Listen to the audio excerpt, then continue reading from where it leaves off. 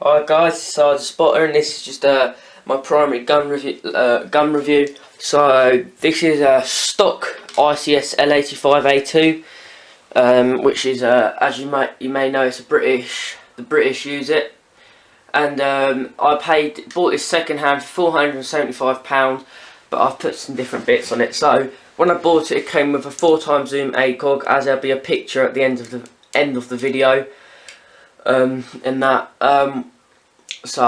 everything else came stock with it. So if you buy this gun brand new without the accessories, it's about £310 I think, or £300, something like that. I may be wrong, but it's around that mark.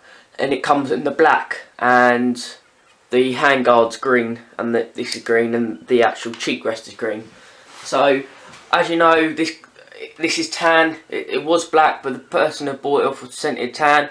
Obviously, as these troops in Afghan sprayed some of their guns tan sometimes, like obviously for the environment, because it's desert and multi-terrain. So I'll go from the back to the front.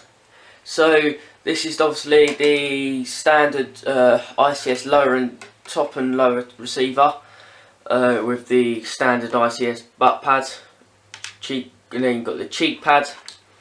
Here you have the charging handle.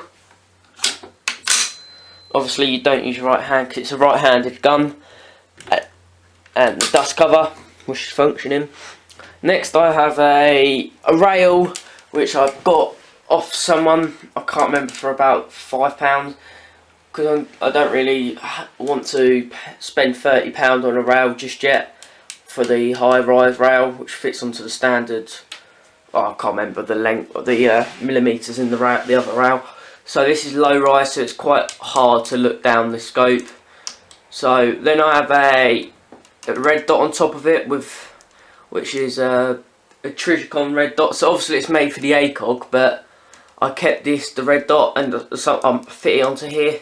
Doesn't look good, but it still works. Next, you can see here I have a little iron sight. I'm missing the back sight, as I bought this scope second hand for £55.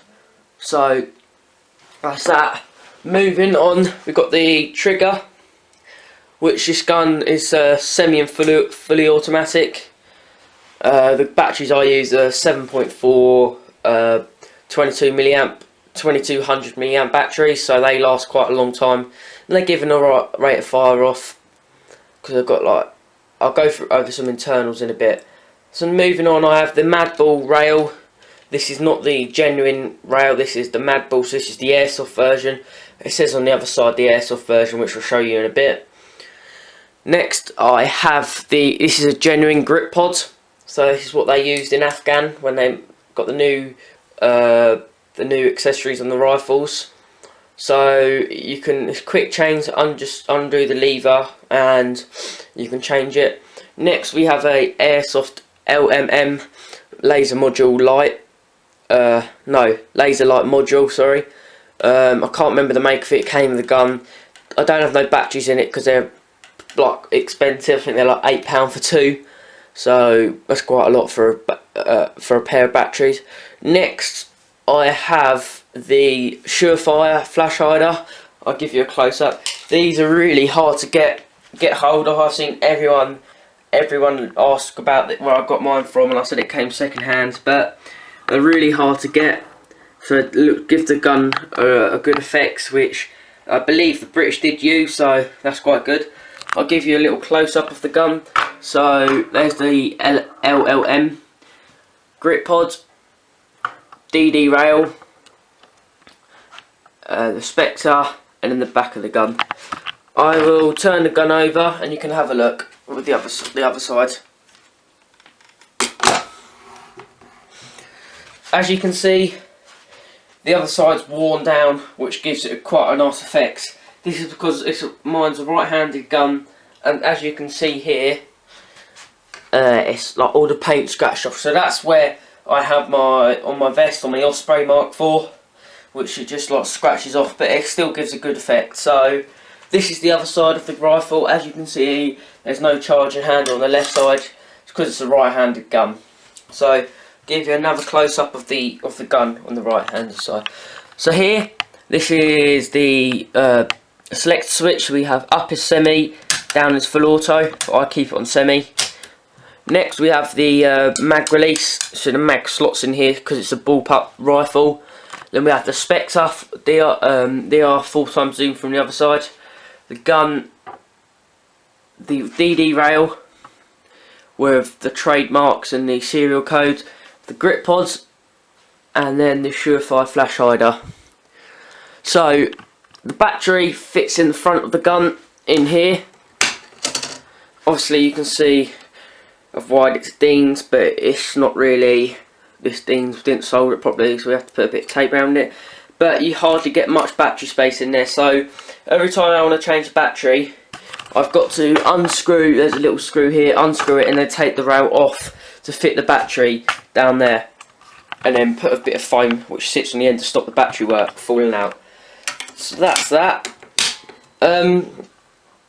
Originally this gun was black, but as you know, we sprayed it, and I wish I kind of didn't really now, because I've seen like quite a lot of people with the black L85 and it looks quite nice. So this was just obviously my primary weapon. Now I'll go over some internals on the gun. So the gearbox is at the back of the gun here, and there's no internals in the front from here to there. We've got a little trigger unit here, hops here, but in the charging handle. So what I have in my gun, I have 13.1 SHS gears, a M120 high-speed motorbike SHS with an M120 spring, a Madball 6.3 barrel, and I have just literally the other day got a new an ICS hop and buck in, which made the gun really good.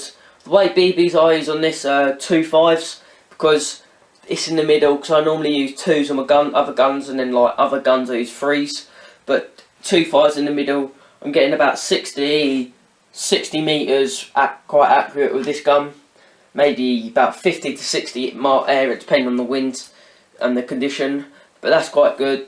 Even 50 meters is good. My site where I play at Apocalypse Air Software, there'll be a link in the description below.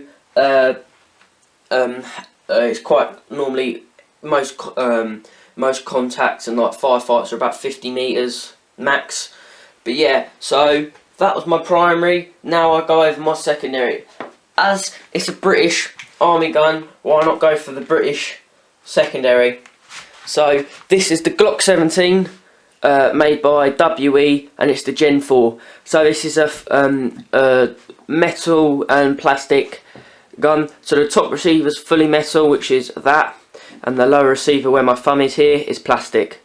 So this is a semi-automatic pistol, which I said the British Army use, and I believe they used the SIG P226 before this, and before that, before the SIG, I think it was a Browning. I might be wrong, but that's what I think. So yeah, this, as you know, this gun's gas blowback and works on gas mags. So the mags I use are the 26 round double stack GBB mags by WE. Sorry, yeah, but they work good, so that I haven't got no gas in it, so they fit in, and then mag releases there. So got on the actual gun, you've got iron sights with a good outline, the rear sight and the front sight. So line it up and go away. So as I said, the gun's like top receiver's metal, and the bolt catch is there. So when you're normally out of ammo, this will flip up, but obviously this gun, being 2 years old, is like slowly wearing away. I service it pretty much every time I use it with all my guns, and that give it a little clean. And it just still doesn't really hit the bolt. It doesn't hit back after the last round's left the chamber. But yeah, so this gun is at about 250, 260 FPS. on green gas, which I'll show you in a sec. I have quite a lot of different variety, sorry. And that's it really. That was the secondary. And I forgot to say, the L85 is on a 2 gram BB. We have to chrono it. It is at 360. My sight limit's 360, but on a 2.5 it's at 340. So that's good. And also the L85 has a quick spring guide change, so I can literally undo the 2 bolts and twist the spring out and put another spring in and done it. So that was the gun review of my primary and secondary. The green gas I use is called Arms gas, but I'm going to buy some new gas soon. I got another 2 more cans which need using. I bought a deal on them. So yeah, that was gun review. I hope you liked. Stay tuned for the next video next week. I might do a gear review of my the British Army loadout inspirational. And I'm sorry about the next part of the summer series. I went Apocalypse Sunday and it was just raining all day, and I forgot to bring the waterproof lens, so I didn't really want to risk it, and it would have been hard to film anyway. But cheers for that, subscribe for more, and see you soon. Thanks, bye.